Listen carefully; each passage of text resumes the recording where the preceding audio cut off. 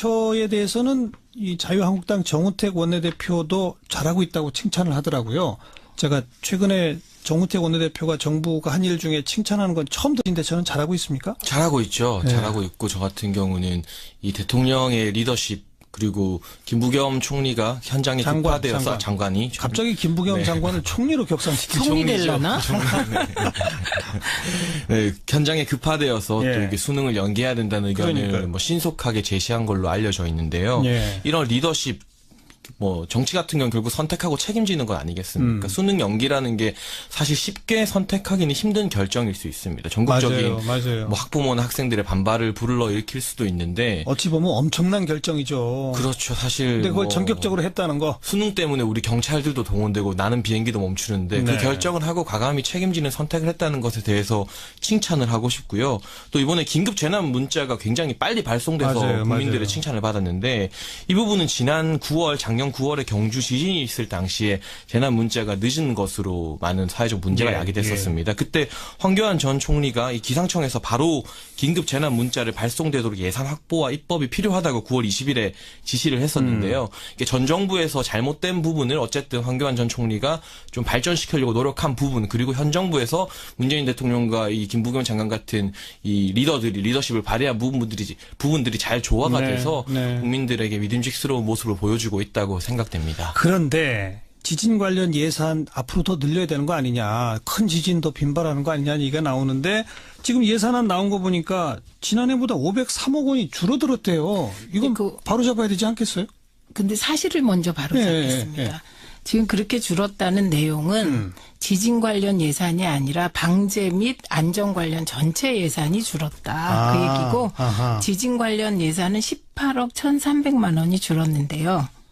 예, 요거에 대해서 이제 민주당이 오늘 당정 협의를 했습니다. 네. 그래서 그 당정 협의하면서 내진 보강에 380억을 증액하고 증액. 예, 그 외에 시스템 구축, 인프라 구축에 13억을 증액하겠다 이렇게 발표를 했고요. 근데 요 내진 보강 관련해서는 지금 이제 공공시설에 대한 내진 보강액이 380억 정도가 이제 1차로 필요하다고 합니다. 어허. 그런데 요 중에 중요한 게 초등학교, 중학교, 고등학교가 네. 내진 성능이 있는 교실이 학교가 24.3%밖에 안 된다고 합니다. 큰 문제입니다. 예, 그리고 이게 31,797개 학교 중에 7,738개니까 그 대다수 학교가 지진의 무방비 상태라 이제 우선적으로 초중고에 배정될 것으로 보이는데 이제 오히려 제가 부탁드리고 싶은 것은 정부에 이게 이번에 이제 서울시 교육청에서는 내진 보강 예산을 확정할 여력이 있는데 네. 지방 교육청이 그럴 여력이 없다고 합니다. 예, 그래서 이 내진 보강 안전과 관련하여서도 서울의 학생들과 지방의 학생들이 그렇게 차별을 받는 건 예. 진짜 아닌 것 같아요. 맞아요, 그래서 좀 맞아요. 신경을 써주시기를 기대합니다. 각 지역 단위, 시골 단위로 네. 지방으로 내려갈수록 네. 더 취약할 수 있으니까. 네. 안 하니까 이렇게 내진 설계에서 학교가 가장 취약한 것으로 드러나는 이건 정말 다 우리 어른들이 부끄러워해야 되는 거 아닙니까? 요즘 최민희 의원님 참 좋은 말씀해 주셨다고 생각되는데 특히 수도권과 지방의 격차가 이 내진 설계와 이런 예산에 있어서도 심각하지 않겠습니까? 그래서 이 지방과 수도권의 격차를 줄이는 예산이 저 같은 경우에 사회 간접 자본 예산, SOC 예산이라고 보고 있습니다. 아하. 뭐 이 국가에서 예산을 투입해서 이 좀 지역에 떨어진 편의 시설을 보강하고 뿐만 아니라 이게 지방 재정을 부응하는 효과도 있는데요. 예. 이 내년도 예산을 보면은 전년 대비 SOC 예산이 20%가량 삭감되어 있습니다. 그리고 말씀하신 지진 예산 줄어든 것 보면 지진 방제 예산은 전체로 봤을 때 전년 대비 이제 13%가 줄어들었는데 지진 인프라 구축에는 2.7% 예산이 늘었지만 조기 경보 체계 강화 뭐 이렇게 재난 문자가 는 이런 경보 체계 강화와 내진 보강 분야에서는 각각 36%와 14%씩 예산이 줄어든 채로 이제 정부안이 나왔습니다. 예. 이제 포항 지진이 이제 발생하고 여당과 야당 한 목소리로 이 삭감된 예산 늘려야 된다고 주장하고 있기 때문에 이 부분은 증액이 될 것으로 보여지는데 왜 이렇게 사고가 터져야만 다시 이런 증액 논의가 되는지 사고가 안 터졌으면 특히 이 내진 보강 분야에서 14%를 올해 대비 줄인 부분에 대해서는 정부에서 왜 이렇게 SOC 예산을 무리해서 좀 삭감했는지에 대해서는 아쉬운 부분이 있습니다. 자, 이제 곧바로 내년 예산안의 이제 최대 쟁점 부분입니다. 결국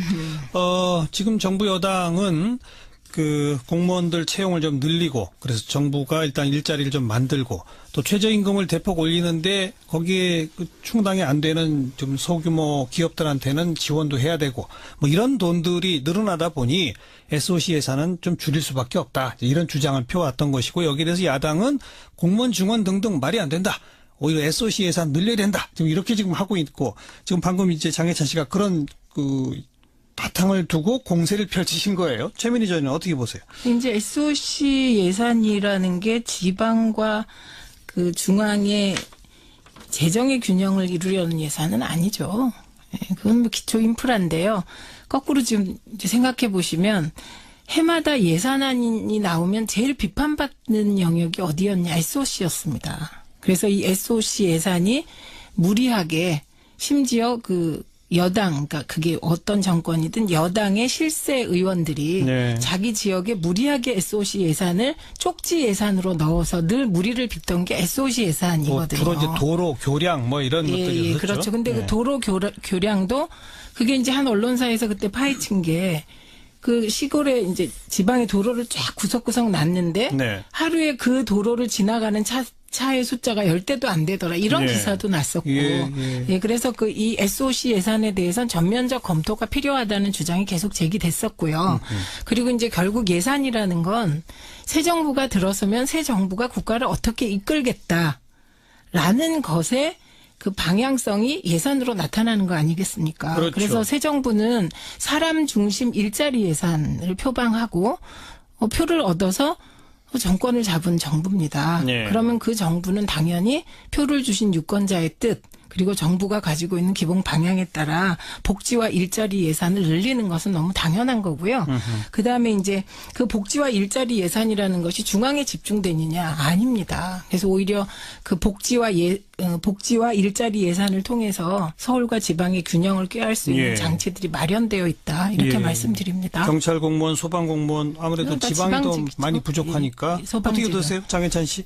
저 같은 경우는 이제 SOC 예산 어떻게 쓰느냐가 결국 문제라고 보여지는데 우리가 연말마다 보도블록 교체하는 거 보면 아 연말이 왔구나 이렇게 직감하는 국민들이 많다고 하는데요. 아직도 그러나요, 근데? 뭐 많이 저희 동네도 보도블록도 교체하고 있더라고요. 그래요? 네. 그런 부분에 있어서 쪽지 예산으로 실세 의원들이 자기 지역구 예산을 따가는 것은 문제가 있지만 결국 사회 인프라 아무래도 인프라를 보충하다 보면 상대적으로 인프라가 낙후된 지역 먼저 지방 먼저 혜택을 볼 수 있는 여지가 있는데 이 전체적인 예산이 전년 대비 7%가 늘었는데 SOC가 유독 20% 줄었다. 이 부분에 대해서는 전체 예산이 경감된 게 아님에도 불구하고 좀 형평성 문제에서 아쉬움이 있지 않나 하는 생각이 들고요. 그러니까 너무 많이 줄였다? 네, 그런 부분이 있어서 이번 지진 문제에서도 급하게 또 증액이 논의되고 있는 상황이고 지금 구체적으로는 공무원 증원이 이제 대선 전부터 예, 논란이 되고 있는 것 같습니다. 그렇습니다. 야당에서도 뭐 자유한국당이나 국민의당 같은 경우에서도 17만 4천 명 공무원 증원하는 방향에 대해서 문제를 제기하고 있는데 저는 이 공무원을 증원하느냐 마느냐보다 국회 예산결산특별위원회가 지난 7일 정부에 이 17만 4천 명을 증원하면 30년 동안 필요한 예산이 얼마나 되느냐고 질의를 했습니다. 그러나 이때 답변이 추계를 하려면 6개월이 걸리기 때문에 당장 제출하기 어렵다는 정부 측 답변이 있었는데요. 정책을 추진하는 데 있어서 어느 정도 예산이 소요가 되는지 국회의 질의에 정부가 대답도 못하는 상태에서 이것을 먼저 추진하는 게 과연 맞는가. 먼저 이 명확한 대답, 이 계산을 정부에서 먼저 가지고 국회를 설득해야 되는 게 올바른 순서가 아닌가. 이 부분에 대해서 조금 아쉬운 생각이 듭니다. 그 17만 4천 명은 그 문재인 정부 집권 5년간 총 늘어나는 공무원 수이죠. 당장 내년이 아닌 거죠. 예, 내년이 아니죠. 예. 내년에는 지금 이제 이게 국회 논의에 따라 달라지겠습니다만 그 중앙직 15,000명, 지방직 15,000명 이렇게 늘어나는 거 아닙니까? 근데 그 구체적인 거를 들여다 보니까 중앙직이 조금 많고 지방직 숫자가 조금 조정이 되는 것 같더라고요. 네. 그래서 이거 구체적으로 보시면 이제 중앙직 같은 경우 이제 늘어나는 게 경찰관입니다. 경찰관이 있고 그다음에 교사 있고요. 예, 등등 해서 그다음에 부사관 있습니다. 경찰이 3,500명, 부사관 4,000명, 생활안전 그 밀접 분야가 6,800명. 예. 그리고 국민들께서 걱정하시는 행정직 300명밖에 안 됩니다. 요게 이제 중앙직이 이렇게 느는 거고요. 그다음에 지방직의 경우는 사회복지가 올해 1,500명 늘고요. 그다음에 소방직이 4,000명 늡니다. 근데 이 소방직의 경우는 이게 이제 소방직 공무원들이 뭐 자살률도 높고 이래서 계속 문제가 되고 있는데 예, 예. 현재 이게 정원이 마련된 정원을 충당하려면 19,000명이 즉시 충원되어야 한다고 합니다. 근데 19,000명을 충원할 수가 없잖아요. 그래서 올해 4,000명 충원하는 거고 국가직을 포함한 교사가 이게 지방직 국가직 나누어져 있어서요. 그게 총 3,000명이거든요. 그러니까 지금 야당에서 저는 걱정을 하셔야 된다고 보고 예, 예. 예산만은 꼼꼼하게 들여다봐야 한다고 생각을 합니다. 근데 이 공무원이 증원되는 부분에 대해서는 조금 좀 더 들여다봐 주셔야 되고 저는 이제 청취자들께도 이 말씀을 꼭 드리고 싶은데 제가 지역을 돌다 보면 예를 들면 소방소를 찾아가면 소방소에서 이제 일하시는 분들이 지금 너무 힘들다 내가 그래서 이제 좀 우리 증원해달라 최소한 인원 그 정원만큼은 해달라고 얘기를 하면서 그분들도 전체 공무원 증원은 반대하는 거예요. 아. 그리고 또 이제 장애인 시설을 운영하는 분들 가보면 장애인 시설이 더 필요하다. 그런데 시설을 늘려달라고 하시면서 또 공무원 증원은 반대하시는 거예요. 그래서 제가 이제 설명을 드릴 때도 지금 정부가 늘리려고 하는 게 바로 당신 소방직 공무원을 늘리라는 거다. 또 이게 장애인 시설을 늘리면 당연히 사회 서비스 일자리가 늘어야 되잖아요. 이런 거 늘리려는 예, 거다. 예. 그래서 이제 조금 좀 더 들여다봐 주셨으면 좋겠습니다. 그러니까 국가 재정 걱정이 있을 수 있다. 그러나 네, 꼭 네. 필요한 분야니까 안 늘릴 수 없는 거 아니냐? 어떻게 보세요? 그렇죠. 말씀하신 것처럼 무조건 공무원을 절대 늘리면 안 된다. 이런 거는 말이 안 되고요. 제가 앞서 지적했던 것도 이 국회의 질의에 정부가 예산에 대해서 답변을 못하는 어떤 준비성 부족에 대해서 제가 지적을 했지 무조건 늘리는 게 문제다는 건 아닌데 국민들에게도 이 공무원이 늘어났을 때 부담이 어느 정도고 이 세금 부담을 무릅쓰고라도 증원해야 되는가 좀 솔직하게 여야가 그리고 정부와 국회가 까놓고 알려드릴 필요가 있다고 보여지는데요. 네. 2016년 공무원 연금 평균액이 1년에 2,900만 원입니다. 그러니까 한 사람의 공무원을 뽑게 되면 구급을 기준으로 했을 때 퇴직을 하고 나서 평균 월 250만 원의 연금을 수령하게 됩니다. 그리고 국회 예산정책처가 내년부터 5년간 이제 매년 3만 4천여 명씩 총 임기 내 17만 4천 명 공무원을 증원할 경우 30년 동안 327조의 예산이 소요된다는 추산을 내놨습니다. 327조. 네, 모두 구급을 뽑았을 때 기준으로 국회 예. 예산정책처가 내놓았는데요. 예. 정부에서는 이 예산안이 이제 부풀려졌다고 말했는데 어느 정도 부풀려졌고 얼마나 줄일 수 있는지에 대해서는 정확하게 대답을 안 하고 있습니다. 이런 좀 구체적인 수치를 가지고 우리가 국민들에게 이 정도 예산이 들고 이 정도 세금이 듭니다. 그럼에도 불구하고 증원을 할까요 말까요 이렇게 좀 까놓고 말해야지 어떤 수치나 숫자에 대해서 제대로 답변할 준비가 안 된 상태에서 일단 밀어붙이는 태도 어떤 준비성 부족에 대해서 저는 좀 아쉬운 준비성 부분이 부족에 대해서 한 있다는 말씀 거죠. 하십니다. 아니, 근데 그거는 이제 일을 하다 보면 이제 정부에 들어가서 예산을 짜다 보면 그 예산이 우리가 이제 예를 들면 10억이 든다고 예측을 해도 그게 15억이 들 때가 있고 불용 예산이 생겨서 뭐 8억 9억이 들 때가 있습니다. 그렇죠. 그러니까 이제 정부가 6개월 정도 17만 4천 명에 대한 구체적인 예산 증가액을 짜려면 6개월이 필요하다. 이 말은 또 진실입니다. 사실이고. 그래서 지금 당장 6개월 정도의 용역 기간이 필요한 걸 왜 준비 안 하고 진행했냐. 이 말은 말로는 성립이 가능하지만 현실적으로 국가 예산은 예를 들면 짜서 진행을 해야 되고 국회에서 통과되는 날짜가 12월 2일이어야 되고 이게 정해져 있는 거거든요. 예, 예. 회계년도가. 예. 그렇기 때문에 이번에 정부가 17만 4천 명에 대해서 다 니네가 예산을 6개월 용역하지 말고 짜서 내라. 그럼 그건 준비성 부족이라고 비판받는 걸 피하기 위해서 주먹구구 예산을 짜게 된다는 겁니다. 6개월 그래서 정도 해야 한다. 예, 오히려 그건 필요한 거고 이건 좀 장기적으로 정부가 해줬으면 좋겠고 알겠습니다. 오히려 올해 우리가 3만 명을 증원하는데 이것과 관련된 예산은 나와 있는 것이거든요. 그다음에 공무원 연금권 그거 진짜 야당이 협조해 주시면 공무원 연금 개혁해야 되는 겁니다. 그리고 네. 공무원 연금 개혁은 이명박 정부도 박근혜 정부도 하려고 했던 것이거든요. 이와 관련하여 군인 연금 개혁이 있습니다. 이 부분도 이제 저는 야당이 협조하셔서 대승적인 차원에서 논의에 들어갔으면 알겠습니다. 좋겠다 이 말씀드립니다. 연금 개혁은 또 뭐 별도의 논점이니까 그 그쵸. 정도 말씀 듣고 뭐 대략 우려하시고 또 동의하시는 부분들이 많이 있는데 과연 선택의 문제입니다. 국가 재정이라는 게 딱 제한돼 있기 때문에 꼭 필요한 공무원들 늘릴 수밖에 없는 거 아니냐. 제한돼 있는 돈에서 그쪽 늘리다 보면 결국 다른 돈 못 쓰는 거 아니냐. 그리고 재정 부담은 계속 장기적으로 커지는 거 아니냐. 여기서 이제 선택의 문제가 되겠고요. 또 하나 중요한 논점이 최저임금을 올려서 민간 기업에게 재정으로 지원을 해준다. 자, 여기에 대해서도 어찌 보자면 철학적인 바탕에서부터 논란이 있는데요. 장혜찬 씨는 어떻게 보세요? 저를 비롯해서 많은 언론사에서 이런 비슷한 정책 유래가 있는지 많이 찾아봤습니다. 그러나 세계적으로 이 정책이 옳고 그르고를 떠나서 유래가 없는 거의 최초로 시도되는 실험적인 정책인 분명한 것 같고요. 그래요? 네, 그 세금으로 민간의 최저임금 인상분을 보존해준다는 정책은 찾아보기 힘들고 이 2018년 최저임금 인상률이 16.4%인데 과거 5년 동안의 평균 인상률 7.4%를 이제 2배 가까이 초과하다 보니까 이런 식으로 정부에서 1년 동안만 단기적으로 지원을 한다고 해놓았는데요. 예. 그러나 2019년, 2020년에도 계속해서 최저임금은 어쨌든 인상이 되지 않겠습니까? 그렇죠. 정부의 목표가 2020년 최저임금 10,000원이기 때문에 예. 2018년에 지원을 하다가 2019년에 지원을 갑자기 안 하게 되면 정부 말대로 그렇게 되면 2019년에는 또 민간 시장이 그만큼 또 2배의 타격을 받게 되는 것이잖아요. 계속 지원이 필요하겠죠. 그래서 시장이 감당할 수 있는 범위 안에서 최저임금을 인상해서 이 어떤 뭐 사업자, 자영업자들이나 고용자들 그리고 일하는 사람들이 같이 고통을 분담하는 어떤 정책을 도출해냈어야 하는데 네. 이 세금으로 지원을 하게 만들었다는 것 자체가 3조 원의 예산 문제가 아니라 이 최저임금 설정에 대해서 우리가 다시 한번 생각해볼 여지는 없는지 좀 최민희 고민되는 의원님, 부분 어떻게 같아요. 그러니까 일단 이제 일자리와 임금과 관련한 지원 사례가 세계적으로 없다. 이것은 조금 더 자료를 봐주시기 바랍니다. 있습니까? 왜냐하면 사례가? 이게 유럽에 없을 수가 없죠. 예, 그래서 예. 프랑스나 영국에서 이미 기업 인건비 부담과 관련하여 직접적인 세금 지원도 있었고 간접적으로 세액을 공제해주는 지원이 있었습니다. 그래서 이게 문재인 정부가 하늘 아래 처음 생긴 정부가 아니기 알겠습니다. 때문에 알겠습니다. 그런 거 다 그 전례가 있는지 없는지는 여기서 더 논의하지 네, 마세요. 네, 확인할 수가 논의할 없어요. 필요가 없고요. 그리고요. 그다음에 일자리나 뭐 이런 것과 관련하여 이제 기업을 지원하는 거 있잖아요. 직접적으로 정부가. 그건 이제 중소기업 관련하여 이미 이명박 정부와 박근혜 정부에서 월 20만 원에서 60만 원씩 지원한 예가 있습니다. 그러니까 기업 지원 예가 있다. 예. 이제 이 말씀 드리고요. 그다음에 이제 오히려 제가 여기서 같이 논의하고 싶은 건 어떤 부분이냐면 왜 1년만 지원하려고 하냐 니네. 이제 이런 말씀이잖아요.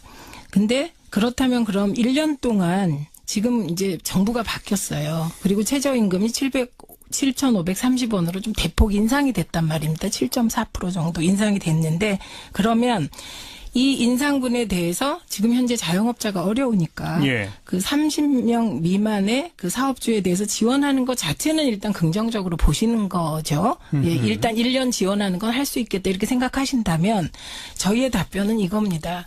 저희가 기대하는 최저임금 인상이라는 것은 최저임금이 인상되잖아요. 그럼 최저임금 인상의 혜택을 보는 사람들은 돈을 저금할 수 있는 사람들이 아닙니다. 네. 최저임금이 인상되면 소비 여력이 생긴다고 보는 겁니다. 소비가 확대된다. 예, 그럼 이제 그 소비 여력이 생기면 1차적으로 수혜를 받는 사람들이 누구냐? 지역의 자영업자세요. 예. 그래서 요거는 조금만 지자체에서 노력을 해서 예를 들면 그 성남시가 하고 있는 청년화폐라든지 이렇게 해서 지역 경제가 돌아가기 위한 노력이 조금만 가미되면 지역 화폐 같은 식으로. 예, 그 조금이라도 그건 이제 예고요. 예, 예. 그렇다면 자영업이 조금 활성화되지 않겠냐는 기대를 가지고 1년 동안 마중물 개념으로 지원을 해보는 겁니다. 그래서 저희가 기대하는 것은 그렇게 이제 최저임금을 올리고 소비가 약간 늘어나고 자영업이 조금 활성화되면서 그런 어떤 선순환이 이루어지면 내년에는 지원 규모가 줄 것을 기대하는 거라 예. 이거는 1년 동안 이제 이게 잘 운영되기를 기대하고 있는 것이고요. 예. 그리고 내년에 뭐 지원액이 제로일 거다 이런 말씀 못 드립니다. 그러나 그 지원의 폭이 줄어가길 기대하는 정책이다 이 말씀 드립니다. 김동연 부총리도 그런 표현을 썼어요. 네. 내년은 좀 상황을 봐서 결정할 네, 수밖에 네, 없다 이런 그 식으로. 얘기입니다. 어떠세요? 말씀해 주신 게 소득주도 성장론 이제 설명해 주신 것 그렇습니다. 같은데요. 그렇죠. 예. 네. 뭐 그렇게 되면은 너무나 더할 나위 없이 긍정적이겠지만 최저임금 인상으로 지금 각 아파트마다 경비원들을 해고하고 뭐 CCTV로 대체하려고 하거나 편의점이나 일반 식당에서 이제 더 이상 점원이 주문을 받는 게 아니라 자동화 주문으로 대체되는 현상들이 가속화되고 있잖아요. 그 현상이 단순히 최저임금 때문이라고만은 볼 수 없지만 영세한 자영업자들에게 어떻게 보면 더 큰 고통을 줄 수도 있기 때문에 만약에 이 최저임금을 2020년 10,000원이 아니라 1년만 늦춰서 2021년 10,000원으로만 해도 이 정부에서 정부에서 소요되는 예산을 3조 원 넘게 줄일 수 있다는 결과도 있었거든요. 조금만 더 천천히. 그래서 이 라도. 공약을 반드시 지키려고 이 공약 자체 공약을 위한 공약으로 가는 게 아니라 말씀하신 것처럼 뭐 김동연 부총리도 말했지만 여러 가지 상황을 고려해서 점진적으로 좀 현실적으로 타협하면서 나갔으면 하는 바람이 그건 한 너무, 말씀만. 너무 예. 당연한 거고요. 예. 그다음에 영세 자영업자들이 어렵기 때문에 최저임금을 올렸을 경우 직접적 타격을 받을 우려가 있기 때문에 1년 동안 그 지원을 하게 되는 거다. 그리고 그 이후에는 말씀하신 대로 이 지원 효과가 있는 건지 최저임금이 소득주도 성장에 아주 작은 효과라도 있는 건지는 그건 이제 시행해 보고 그때 가서 알겠습니다. 판단해야 될 것 같습니다. 자, 내년도 예산안에 관해서 공무원 증원 문제, 최저임금 문제, 그리고 SOC 예산 문제 이렇게 세 가지 쟁점 좀 서로 다른 입장을 좀 들어봤고요. 한 2분 남았습니다만 제가 왜 잠깐 여기서 토론을 마무리 지으려고 하냐면 오늘이 11월 20일인데 예산안 법정 통과 시한이 12월 2일이에요. 그리고 제가 지금 수십 년 한국 정치를 보면요. 지금 한 열흘 앞두고 예산안 얘기가 조금씩 나오지 한 달, 두 달 전에 예산 심사하느라고 제일 중요한 정책 쟁점이 정기국회에서 뭐가 불거졌습니다. 이런 적을 못 봤거든요. 어떻게 이거 좀 시스템 고칠 방법 없을까요? 어떻게 생각하세요? 짧게 한 말씀씩만. 하실래요? 장혜찬 씨. 네, 저 같은 경우는 우리가 지난 한 달 가까이 그리고 또 지난 몇 개월 가까이 청문회에 굉장히 많은 에너지를 소모했잖아요. 우리 정치가. 저 같은 경우는 뭐 청문회도 중요하지만 첫 정부가 들어서서 장관을 세우고 내각을 세우는데 거기에 너무 과몰입했던 것은 아닌가 정치권이. 그러할 시간에 좀 첫 내각 같은 경우는 쿨하게 인정할 건 인정해주고 말씀하신 것처럼 예산이나 이런 공공의 문제들 SOC 예산 이런 거 정책으로 좀 다투고 국민들에게 설명해야 될 충분한 시간이 필요하지 않았나. 그 부분에 대해서 우리가 너무 정쟁적인 데만 에너지를 많이 소모하고 정책은 외면하고 있는 현상이 아직도 계속되고 있다. 그래서 국회가 신뢰를 못 받는 건 아닌가 이런 아쉬움이 정부가 강하게 주된 남습니다. 책임이 있다 그런 면에서는 그렇게 보신다. 국회가 국회 그렇죠. 전체가. 네네. 정현희 전 의원. 근데 그게 이제 언론이 보도하는 걸 보면 그 말이 맞습니다. 그런데 국회라는 게 300명의 국회의원이 있는 것이거든요. 그래서 청문회에 나가는 의원은 뭐 그 토탈 해봐야 뭐 한 3, 40명밖에 예, 안 돼요. 예. 그래서 국회는 동시다발로 많은 일을 하는데 그게 이제 우리 사회가 주목하는 포인트가 어떤 시기에는 청문회고 어떤 시기에는 국감이고 어떤 시기에는 법안이고 어떤 시기엔 예산인 거거든요. 그리고 예결위가 있기 때문에 예결위는 이미 가동되고 있었던 것이지요. 그래서 국회가 동시다발적으로 일하고 있다 이 말씀 드리고 다만 예산과 관련하여 12월 2일이 지나면 정부 예산안이 상정돼요. 자동 상정으로. 예, 가죠. 그렇게 되면 예. 정부 안으로 할 거냐 말 거냐만 결정됩니다. 그러니까요. 그렇기 때문에 또 짧은 기간 같지만 앞으로 남은 한 12일 동안 또 국회가 한번 했다 하면 엄청 부지런하게 하기 때문에 이렇게 논의를 잘해서 결정하지 않을까요? 역시 전직 의원님답게 또 뭐 그럴 수밖에 없겠습니다만 국민의 눈높이에서 볼 때는 국회가 조금 더 노력해서 정부 예산안을 나중에 보면 결국 한 1% 왔다 갔다 하는 걸로 말던데 한 10% 15% 정도는 왔다 갔다 하게 하는 그런 국회 좀 기대하고 있다는 말씀. 대원이 기순 북한 병사 상태를 브리핑하는 과정에서 의료진이 기생충 등 정보를 공개한 것에 대해 환자 인권을 권하며 문제 제기를 했습니다. 이에 환자를 수술한 이국정 교수는 모든 정보는 군 그리고 정보당국과 상의에 공개 결정된 것으로 비난은 부당하다는 반론을 했죠.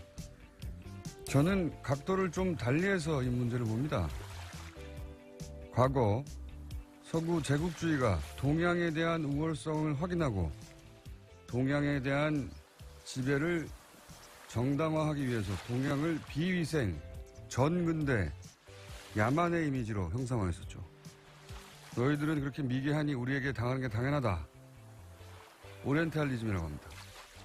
환자 인권으로 표현된 김종대 의원이 느낀 불편함의 본질은 우리 남한이 목숨을 걸고 기순한 한 병사의 기생충까지 동원해서 북한에 대한 우월성을 확인하고자 하는 그런 졸렬함에 대한 것이 아니었을까.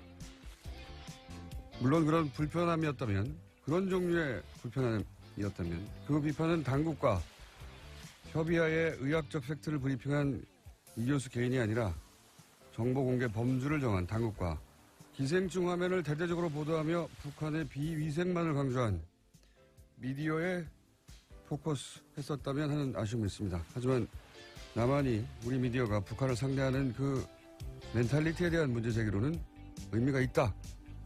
김원준 생각이었습니다.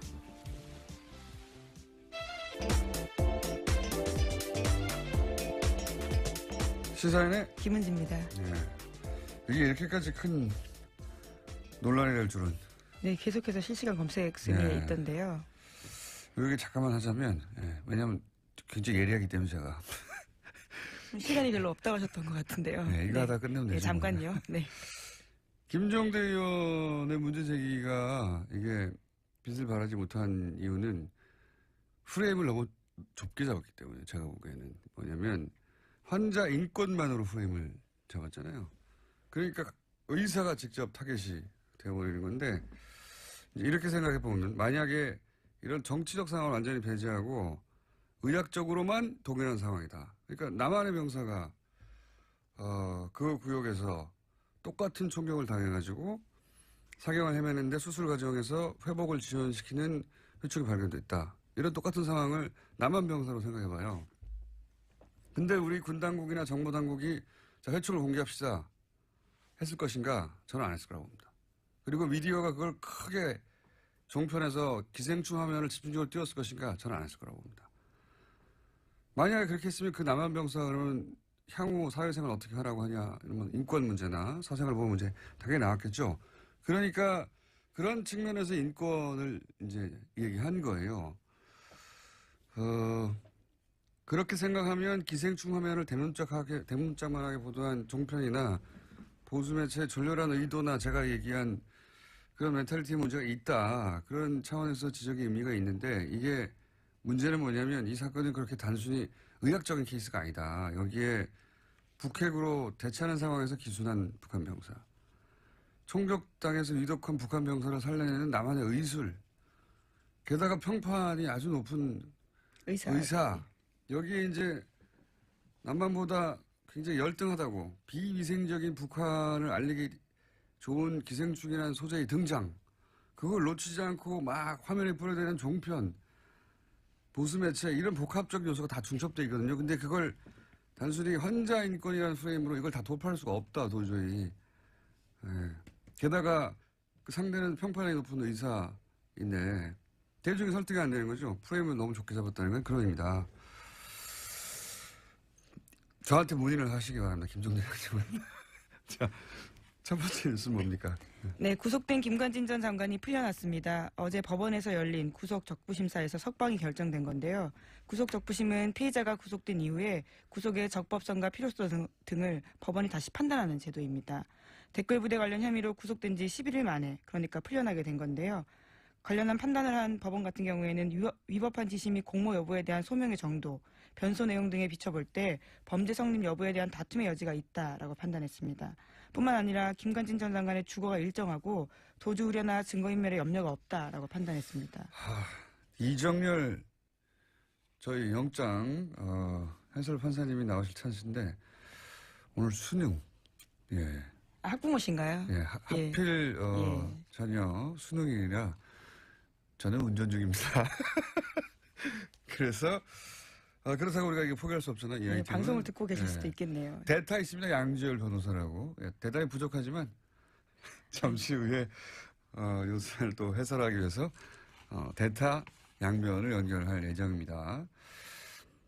이게 소위 이제 적폐 수사에서 제가 알기로는 과거 누구였죠? 김경숙 교수. 예, 김경숙 교수가 이제 질병, 암. 예, 당시 암위기라고 이야기하면서. 암위기 질병을 이유로 구속 적부심을 요구했고, 예. 그때 이제 안 됐죠. 예, 기각됐습니다. 증거인멸의 우려가 있다면서요. 예. 심지어 같은 재판부였습니다. 형사합의 51부요. 적폐 수사에서, 소위 적폐 수사에서 구속 적부심을 요구한 자체가 처음이에요. 그걸 제외하고. 질병, 암위기라서 한 걸 제외하고, 그냥 법리적으로 다퉈보겠다고 한 자체가 처음이고요. 예. 석방된 것도 당연히 그럼 처음이죠. 저는, 왜냐면 구속영장 자체가 굉장히 어렵게 보수적으로 떨어지고 있었거든요. 그러니까 구속영장까지 떨어졌는데 또 한 번 묻는 이런 사례가 없어요, 사례가. 그래서 저는 이걸 신청한 자체가 될 줄 알았나? 하는 생각이 들 만큼 이례적이고 떨어진 건 더 이례적이죠. 이상합니다. 대통령에게 보고하고 지시 받았다고 직접 얘기했는데 부하들은 또 구속됐거든요. 해설은 다소 부족하겠지만 에이, 자꾸 부족하다 그러시는 건가요? 영장 실질심사를 안 해본 분이잖아요. 이분은. 네, 양변과 잠시 후에 해보기로 하겠습니다. 다음 뉴스는요? 네, 어제도 박근혜 전 대통령의 세월호 참사 발생 당시에 성형시술 의혹에 대해서 말씀드렸는데요. 또 다른 성형시술 내용에 대해서 SBS가 추가로 보도했습니다. 세월호 실종자 수색이 난항을 겪을 때도 참사 이후 처음 대국민 사과를 발표할 즈음에도 박근혜 전 대통령에 대한 성형시술이 이뤄졌다라고 특검이 판단하고 있다는 겁니다. 시점은 5월 12일과 13일인데요. 비선 의료를 했던 김영재 원장 그리고 또 부인까지도 카드 사용 내역과 휴대전화 위치 기록을 바탕으로 특검이 그렇게 판단했다라고 합니다.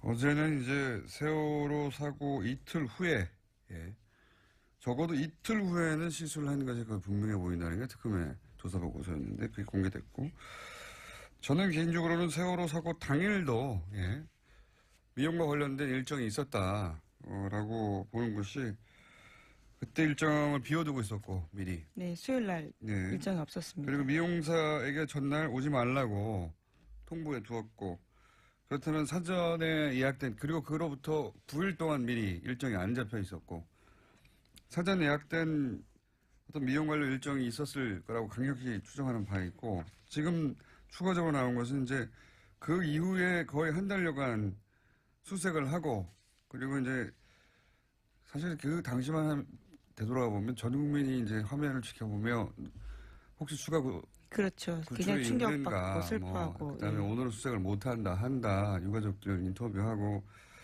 그리고 이제 길에 나가서 뭘 사질 않는다. 사람들이 저녁에 술을 안 마신다. 이럴 정도로 그런 상황이었는데 계속해서 수술을 했다는 거죠. 예. 네, 5월 한 달에만 비선의사 부부가 최소 5차례 방문했다라는 것이요 특검의 판단입니다. 이해할 수 없습니다. 저는 정말. 하여튼 그런 게 밝혀지고 있는 와중입니다. 네. 다음 뉴스는요? 네, 세월호 관련된 소식 하나 더 전해드리면요. 지난 17일에 세월호 선체에서 유골이 발견됐습니다. 그런데 해양수산부가 이를 은폐했다라는 건데요. 추가 수색 여론이 형성될 것을 우려해서 일부러 그랬다라는 의혹이 일고 있습니다. 5명의 세월호 미수습자 가족들은 이를 모른 채 지난 18일에 시신 없는 장례식을 치렀는데요. 당시 유골 수습 보고를 받았던 해수부 현장수습본부의 김현태 부본부장이라고 있습니다. 이 같은 사실을 세월의 선처조사위원회에 홍보하지 않았다라고 합니다. 그러면서 현장에서요. 자신이 책임질 테니 유골 수습 사실을 누구에게도 알리지 말라라고 지시했다고 합니다. 그러니까 이제 이 미수습 가족들하고 여기서 그칩시다. 여기까지만 합시다라고 다 얘기돼 있는데 또 유골이 나오니까 그럼 연장하게 될까 봐 이 사실을 숨겼다는 거잖아요. 저는 이게 현장의 부본부장 정도가 내릴 수 있는 결정이 아니라고 봅니다. 예. 누가 이 결정을 내리는지 파악을 해야 된다고 생각이 들고요. 본인이 유골이 나왔는데 이제 그만하자라고 결정할 위치에 있는 사람이 저는 아니라고 보거든요. 예. 이게 이제 그래서 겨우 5일 만에 들켰잖아요. 누가 왜 이런 결정을 내리는지 반드시 파악해 봐야 된다고 보고 문재인 대통령도 여기에 대해서 왜 이런 일이 벌어졌냐고 이해할 수 없다고. 그렇게 이야기했죠. 유골이 나오면 계속 수습해 가야 되는 거고 찾아야 되는 거거든요. 이걸 접어야 했던 이유가 뭔지 추가 취재가 반드시 필요한 대목인 것 같습니다. 누가 이런 결정을 내리려고 한 건지. 다음 뉴스는요? 네, 검찰이 추명호 전 국정원 국장이 이명박 정부와 박근혜 정부 때 모두 정치에 관여해서 국정원법을 위반했다라고 판단하고요. 재판에 넘겼습니다. 이와 관련해서 특히 눈에 띄는 게 우병우 전 수석과 관련된 지시인데 추 전 국장이 이석수 전 특별감찰관을 불법 사찰한 것이 우병우 전 수석의 지시로 이뤄졌다라고 결론 내렸다고 합니다.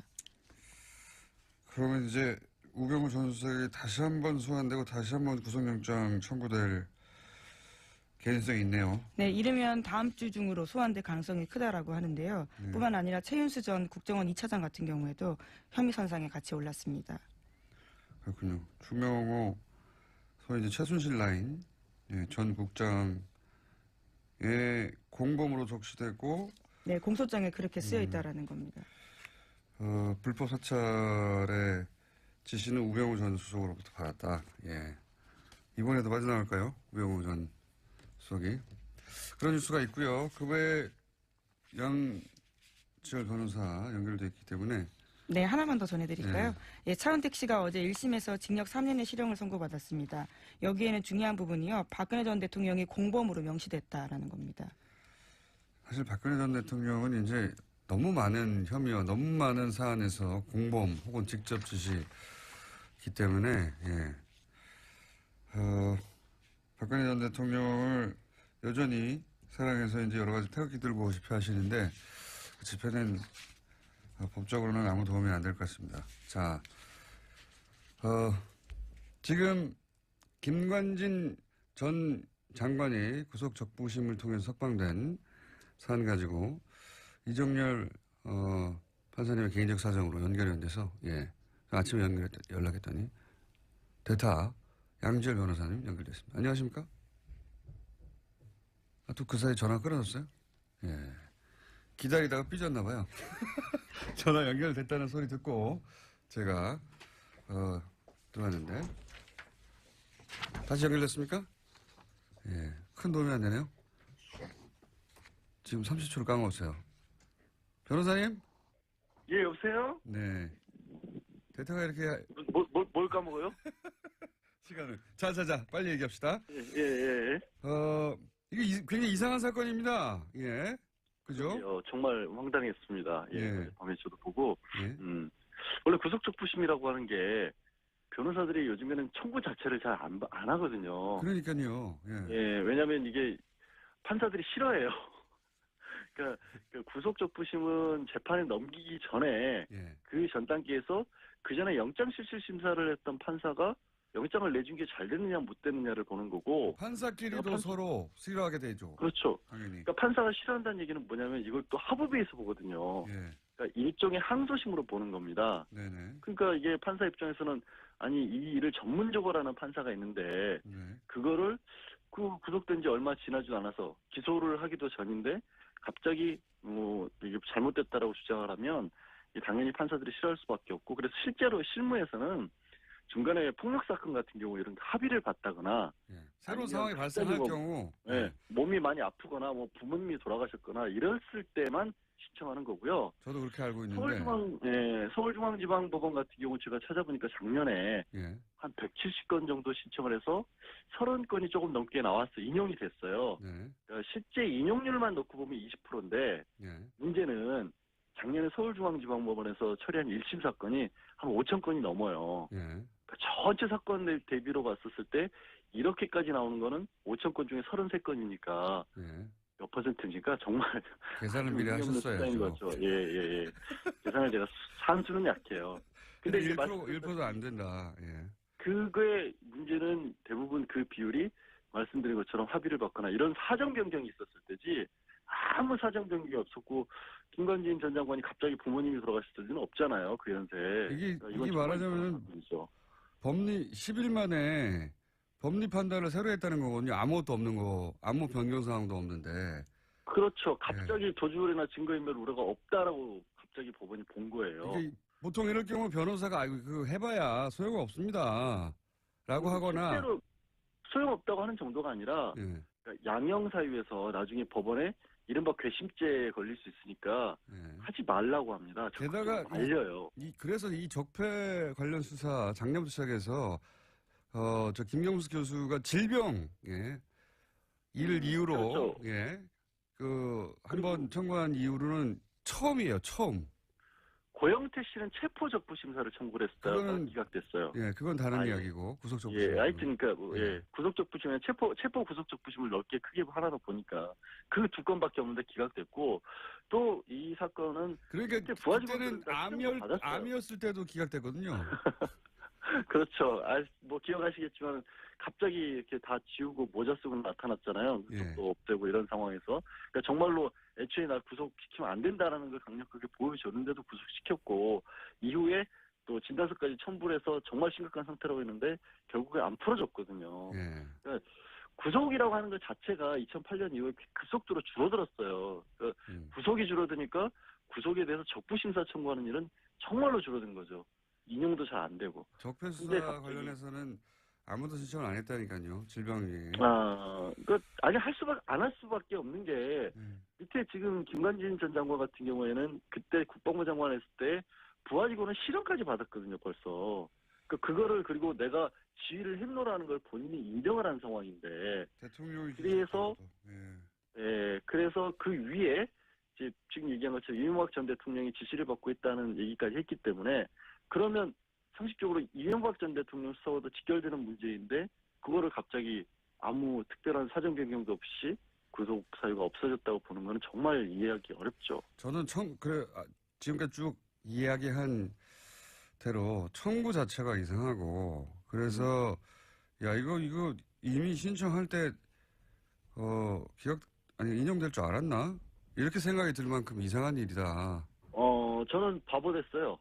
어제 절대 기자분들이 여러 번 전화를 했었는데 절대 그럴 일 없다고. 왜 하는지 모르겠다고. 네. 저도 그렇게 알고 있었는데 더 깊이는 양 변호사님께서 대답할 수준이 안 되기 때문에 아니 새벽에 지금 전화 걸어서 뭐 하는 짓입니까 이게. 판사를 안 해보셨기 때문에 기본적인 사항은 충분히 저희가 이해했습니다. 저도 그렇게 생각하고요. 예. 네.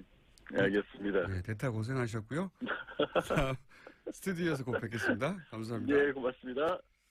자, 오늘은 위가 많습니다. 빠르게 이어가지고 또 짧게 그것마저 알려주면 한 명을 증언하면 30년 동안 필요한 예산이 얼마나 되느냐고 질의를 했습니다. 그러나 이때의 답변이 추계를 하려면 6개월이 걸리기 때문에 당장 제출하기 어렵다는 정부 측 답변이 있었는데요. 정책을 추진하는 데 있어서 어느 정도 예산이 소요가 되는지 국회의 질의에 정부가 대답도 못하는 상태에서 이것을 먼저 추진하는 게 과연 맞는가. 먼저 이 명확한 대답, 이 계산을 정부에서 먼저 가지고 국회를 설득해야 되는 게 올바른 순서가 아닌가. 이 부분에 대해서 조금 아쉬운 생각이 듭니다. 그 17만 4천 명은 그 문재인 정부 집권 5년간 총 늘어나는 공무원 수이죠. 당장 내년이 아닌 거죠. 예, 내년이 아니죠. 예. 내년에는 지금 이제 이게 국회 논의에 따라 달라지겠습니다만 그 중앙직 15,000명, 지방직 15,000명 이렇게 늘어나는 거 아닙니까? 근데 그 구체적인 거를 들여다 보니까 중앙직이 조금 많고 지방직 숫자가 조금 조정이 되는 것 같더라고요. 네. 그래서 이거 구체적으로 보시면 이제 중앙직 같은 경우 이제 늘어나는 게 경찰관입니다. 경찰관이 있고 그다음에 교사 있고요. 예, 등등 해서 그다음에 부사관 있습니다. 경찰이 3,500명, 부사관 4,000명, 생활안전 그 밀접 분야가 6,800명. 예. 그리고 국민들께서 걱정하시는 행정직 300명밖에 안 됩니다. 요게 이제 중앙직이 이렇게 느는 거고요. 그다음에 지방직의 경우는 사회복지가 올해 1,500명 늘고요. 그다음에 소방직이 4,000명 늡니다.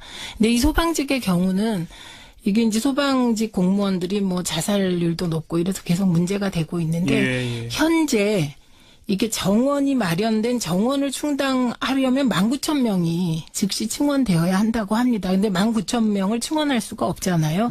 그래서 올해 4,000명 충원하는 거고 국가직을 포함한 교사가 이게 지방직 국가직 나누어져 있어서요. 그게 총 3,000명이거든요.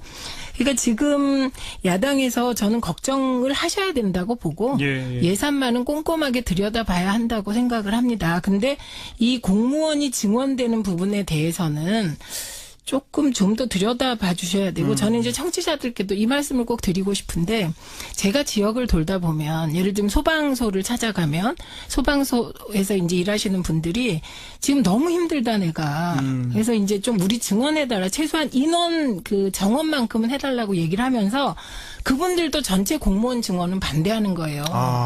그리고 또 이제 장애인 시설을 운영하는 분들 가보면 장애인 시설이 더 필요하다. 그런데 시설을 늘려달라고 하시면서 또 공무원 증원은 반대하시는 거예요. 그래서 제가 이제 설명을 드릴 때도 지금 정부가 늘리려고 하는 게 바로 당신 소방직 공무원을 늘리라는 거다. 또 이게 장애인 시설을 늘리면 당연히 사회 서비스 일자리가 늘어야 되잖아요. 이런 거 늘리려는 거다. 그래서 이제 좀 더 들여다봐 주셨으면 좋겠습니다. 그러니까 국가 재정 걱정이 있을 수 있다. 지진 관련 예산은 18억 1,300만 원이 줄었는데요.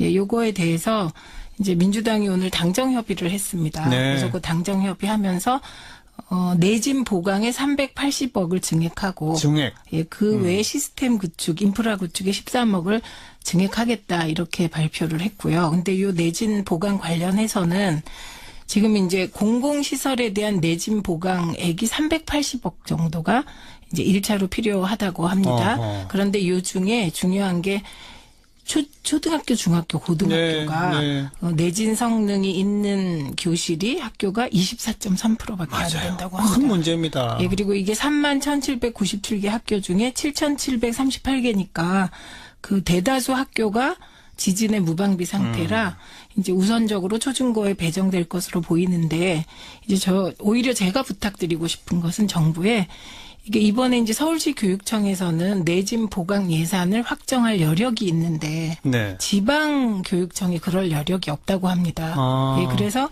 이 내진 보강 안정과 관련하여서도 서울의 학생들과 지방의 학생들이 그렇게 차별을 받는 건 예. 진짜 아닌 것 같아요. 맞아요, 그래서 좀 맞아요. 신경을 써주시기를 기대합니다. 각 지역 단위, 시골 단위로 네. 지방으로 내려갈수록 네. 더 취약할 수 있으니까. 네. 네. 안 하니까 이렇게 내진 설계에서 학교가 가장 취약한 것으로 드러나는, 이건 정말 다 우리 어른들이 부끄러워해야 되는 거 아닙니까? 요즘 최민희 의원님 참 좋은 말씀해 주셨다고 네. 생각되는데, 특히 수도권과 지방의 격차가 이 내진 설계와 이런 예산에 있어서도 심각하지 않겠습니까? 그래서 이 지방과 수도권의 격차를 줄이는 예산이 저 같은 경우에 사회 간접자본 예산, SOC 예산이라고 보고 있습니다. 아하. 뭐 이 국가에서 예산을 투입해서 이 좀 지역에 떨어진 편의시설을 보강하고 뿐만 아니라 이게 지방 재정을 부응하는 효과도 있는데요. 예. 이 내년도 예산을 보면은 전년 대비 SOC 예산이 20%가량 삭감되어 있습니다. 그리고 말씀하신 지진 예산 줄어든 것 보면 지진 방제 예산은 전체로 봤을 때 전년 대비 이제 13%가 줄어들었는데, 지진 인프라 구축에는 2.7% 예산이 늘었지만 조기 경보 체계 강화, 뭐 이렇게 재난 문자가 는 이런 경보 체계 강화와 내진 보강 분야에서는 각각 36%와 14%씩 예산이 줄어든 채로 이제 정부안이 나왔습니다. 예, 예. 이제 포항 지진이 이제 발생하고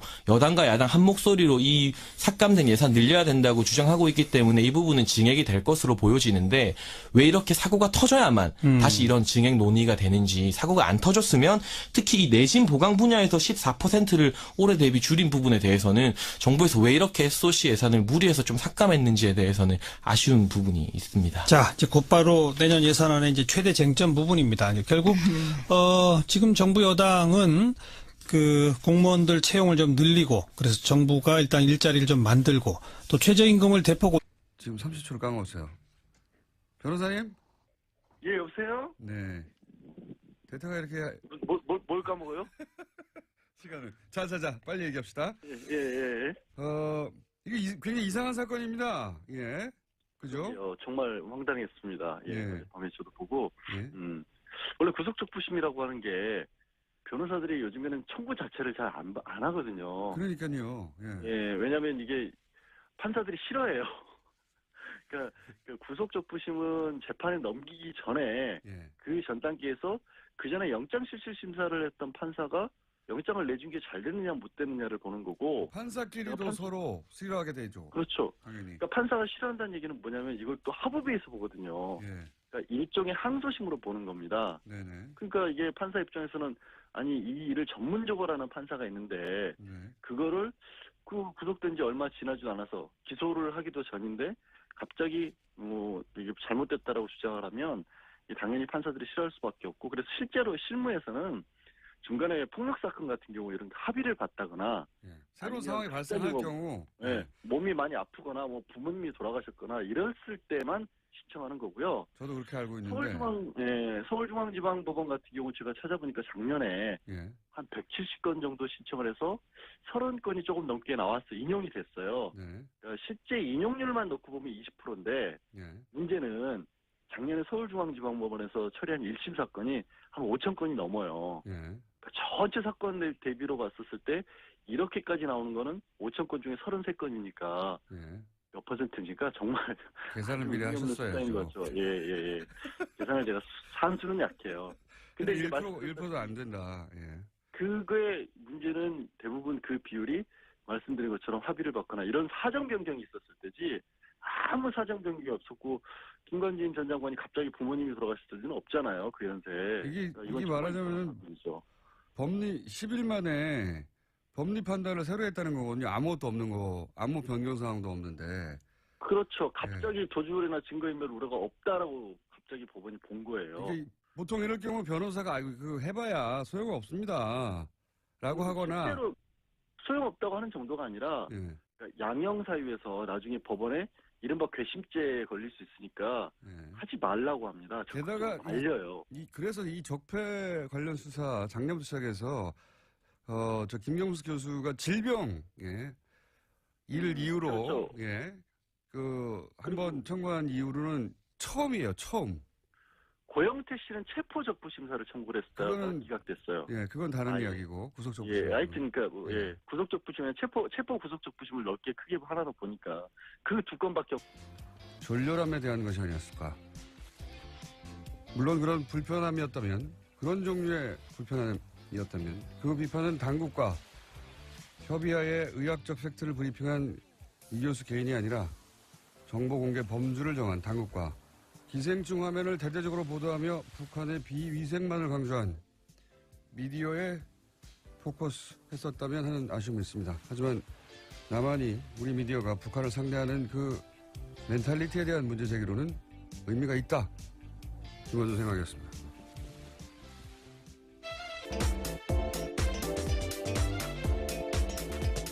시사인의 김은지입니다.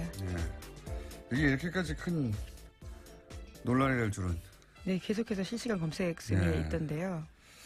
여기 잠깐만 하자면, 왜냐면 굉장히 예리하기 때문에 제가. 시간이 별로 없다고 하셨던 것 같은데요. 네, 이거 하다 끝내면 네, 되죠. 잠깐요. 네.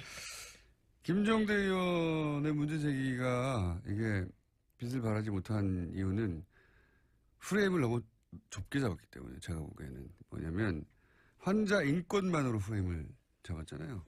그러니까 의사가 직접 타겟이 되어버리는 건데 이제 이렇게 생각해보면 만약에 이런 정치적 상황을 완전히 배제하고 의학적으로만 동일한 상황이다. 그러니까 남한의 병사가 그 구역에서 똑같은 총격을 당해가지고 사경을 헤매는데 수술 과정에서 회복을 지연시키는 회충이 발견됐다. 이런 똑같은 상황을 남한 병사로 생각해봐요.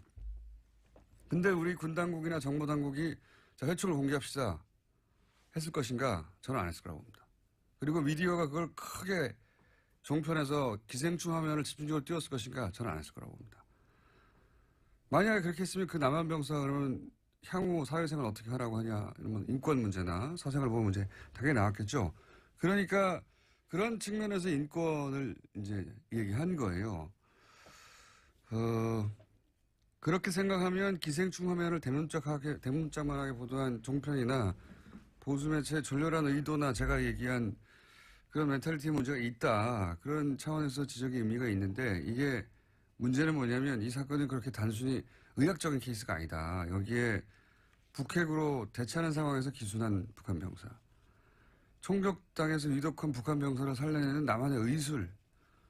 게다가 평판이 아주 높은 의사. 여기에 이제 남한보다 굉장히 열등하다고 비위생적인 북한을 알리기 좋은 기생충이라는 소재의 등장. 그걸 놓치지 않고 막 화면에 뿌려대는 종편. 보수매체 이런 복합적 요소가 다 중첩되어 있거든요. 근데 그걸 단순히 환자 인권이라는 프레임으로 이걸 다 돌파할 수가 없다. 도저히. 문제는 대부분 그 비율이 말씀드린 것처럼 합의를 받거나 이런 사정 변경이 있었을 때지 아무 사정 변경이 없었고 김관진 전 장관이 갑자기 부모님이 돌아가셨을 리는 없잖아요. 그 연세에. 이게 이건 말하자면 사건이죠. 법리 10일 만에 법리 판단을 새로 했다는 거거든요. 아무것도 없는 거, 아무 변경 사항도 없는데. 그렇죠. 갑자기 도주율이나 증거인멸 우려가 없다라고 갑자기 법원이 본 거예요. 이게 보통 이럴 경우 변호사가 아이고 그거 해봐야 소용 없습니다. 라고 하거나. 실제로 소용없다고 하는 정도가 아니라 예, 그러니까 양형 사유에서 나중에 법원에 이른바 궤심죄에 걸릴 수 있으니까 예. 하지 말라고 합니다. 게다가 알려요. 그래서 이 적폐 관련 수사 작년부터 시작해서 저 김경수 교수가 질병 이를 이유로 그렇죠. 한 번 청구한 이후로는 처음이에요. 처음. 고영태 씨는 체포 적부 심사를 청구를 했다가 그거는- 기각됐어요. 예, 그건 다른 예. 이야기고 구속적 예, 하여튼 그러니까 뭐, 예. 예, 구속 적부심에 체포 구속 적부심을 넓게 크게 하나로 보니까 그 두 건밖에 없는데 기각됐고 또 이 사건은 그러니까 그때 부하 그때는 직원들은 다 시정을 받았어요. 암이었을 때도 기각됐거든요. 그렇죠.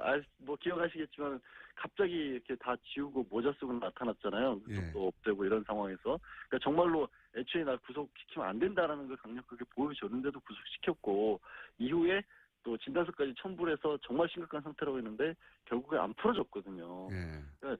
구속이라고 하는 것 자체가 2008년 이후에 급속도로 줄어들었어요. 그러니까 구속이 줄어드니까 구속에 대해서 적부심사 청구하는 일은 정말로 줄어든 거죠. 인용도 잘 안 되고. 적폐 수사 근데 갑자기- 관련해서는 아무도 신청을 안 했다니까요. 질병위에. 아니 안 할 수밖에 없는 게 밑에 지금 김관진 전 장관 같은 경우에는 그때 국방부 장관 했을 때 부하 직원은 실형까지 받았거든요, 벌써.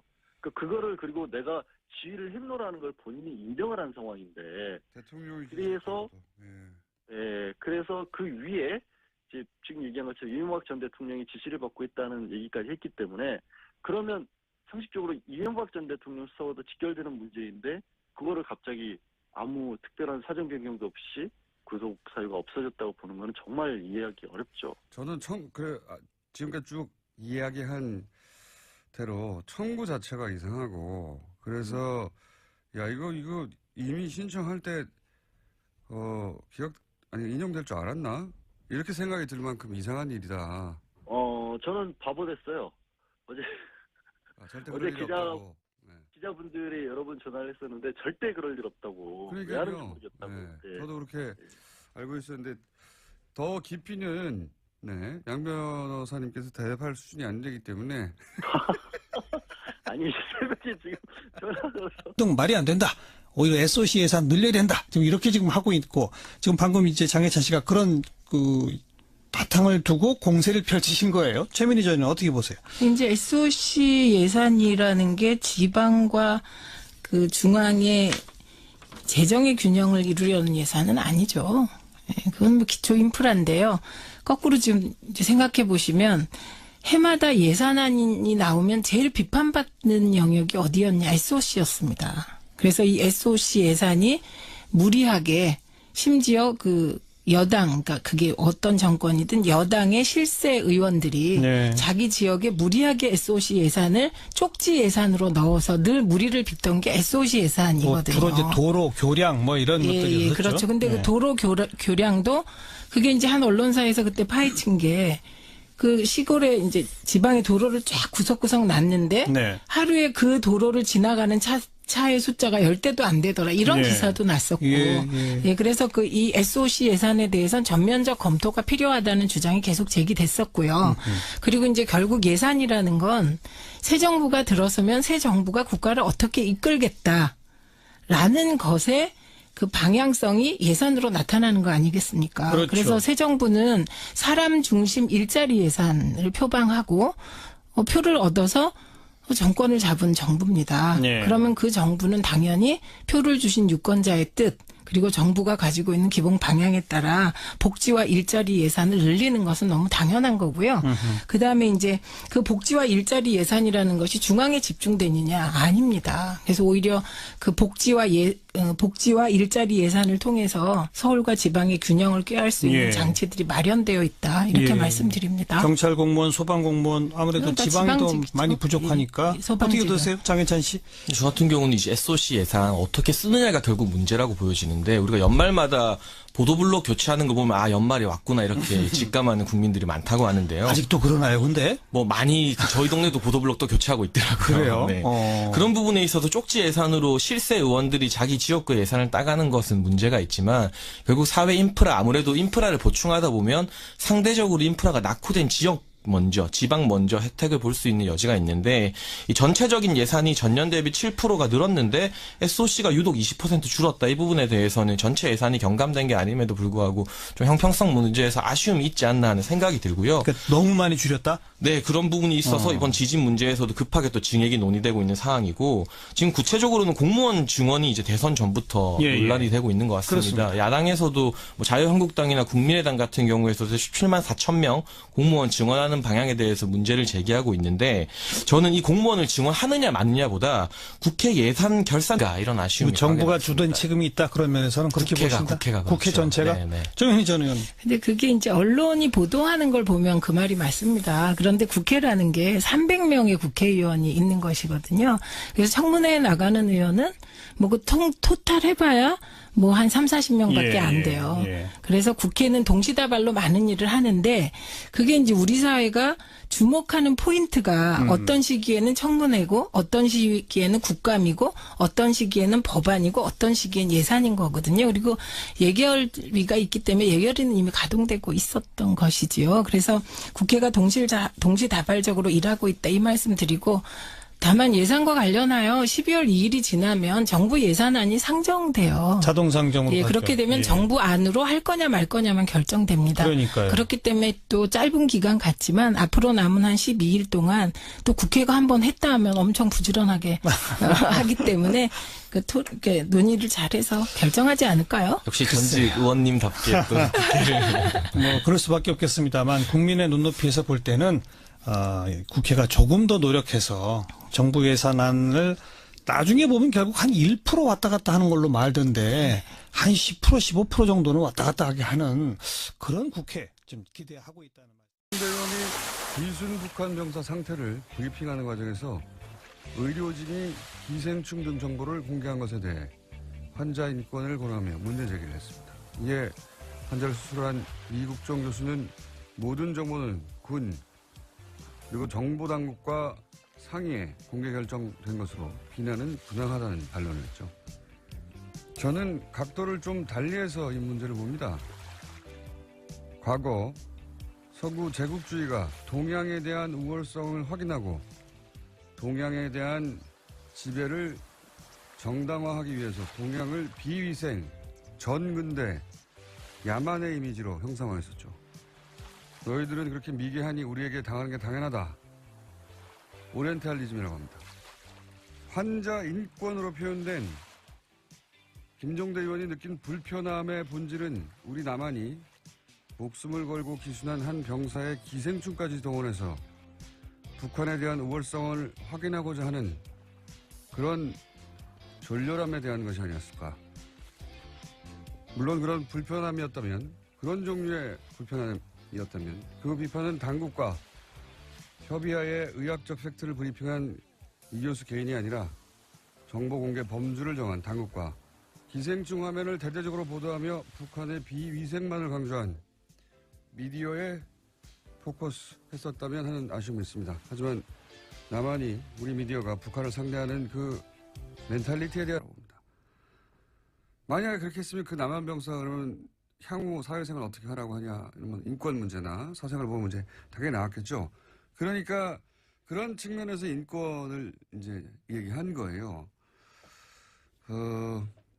그렇게 생각하면 기생충 화면을 대문짝만하게 보도한 종편이나 보수 매체의 졸렬한 의도나 제가 얘기한 그런 멘탈리티 문제가 있다. 그런 차원에서 지적의 의미가 있는데 이게 문제는 뭐냐면 이 사건은 그렇게 단순히 의학적인 케이스가 아니다. 여기에 북핵으로 대치하는 상황에서 기순한 북한 병사. 총격당해서 위독한 북한 병사를 살려내는 남한의 의술. 게다가 평판이 아주 높은 의사. 여기에 이제 남한보다 굉장히 열등하다고 비위생적인 북한을 알리기 좋은 기생충이라는 소재의 등장. 그걸 놓치지 않고 막 화면에 뿌려대는 종편. 보수 매체 이런 복합적 요소가 다 중첩되어 있거든요. 근데 그걸 단순히 환자 인권이라는 프레임으로 이걸 다 돌파할 수가 없다 도저히. 예. 게다가 그 상대는 평판이 높은 의사인데 대중이 설득이 안 되는 거죠. 프레임을 너무 좋게 잡았다는 건 그런 의미다. 저한테 문의를 하시기 바랍니다. 김종대 의원님은. 자, 첫 번째 뉴스는 뭡니까? 네, 구속된 김관진 전 장관이 풀려났습니다. 어제 법원에서 열린 구속 적부심사에서 석방이 결정된 건데요. 구속 적부심은 피해자가 구속된 이후에 구속의 적법성과 필요성 등을 법원이 다시 판단하는 제도입니다. 댓글 부대 관련 혐의로 구속된 지 11일 만에 그러니까 풀려나게 된 건데요. 관련한 판단을 한 법원 같은 경우에는 위법한 지시 및 공모 여부에 대한 소명의 정도 변소 내용 등에 비춰볼 때 범죄 성립 여부에 대한 다툼의 여지가 있다라고 판단했습니다. 뿐만 아니라 김관진 전 장관의 주거가 일정하고 도주 우려나 증거인멸의 염려가 없다라고 판단했습니다. 이정렬 저희 영장 해설 판사님이 나오실 찬스인데 오늘 수능 학부모신가요? 하필 자녀 수능이라 저는 운전 중입니다. 그래서 그렇다고 우리가 이게 포기할 수 없잖아요. 이 아이템은. 방송을 듣고 계실 수도 있겠네요. 대타 있습니다. 양주열 변호사라고. 대단히 부족하지만 잠시 후에 요소를 또 해설하기 위해서 대타 양면을 연결할 예정입니다. 이게 소위 이제 적폐 수사에서 제가 알기로는 과거 누구였죠? 김경숙 교수. 김경숙 교수가 이제 질병, 암. 당시 암이기라고 이야기하면서. 암이기 질병을 이유로 구속 적부심을 요구했고, 그때 이제 안 됐죠. 기각됐습니다. 증거인멸의 우려가 있다면서요. 심지어 같은 재판부였습니다. 형사합의 51부요. 성 부족이라고 비판받는 걸 피하기 위해서 주먹구구 예산을 짜게 된다는 겁니다. 6개월 그래서 정도 해야 한다. 오히려 그건 필요한 거고 이건 좀 장기적으로 정부가 해줬으면 좋겠고 알겠습니다. 오히려 올해 우리가 3만 명을 증원하는데 이것과 관련된 예산은 나와 있는 것이거든요. 그다음에 공무원 연금권 그 진짜 야당이 협조해 주시면 공무원 연금 개혁해야 되는 겁니다. 그리고 공무원 연금 개혁은 이명박 정부도 박근혜 정부도 하려고 했던 것이거든요. 이와 관련하여 군인 연금 개혁이 있습니다.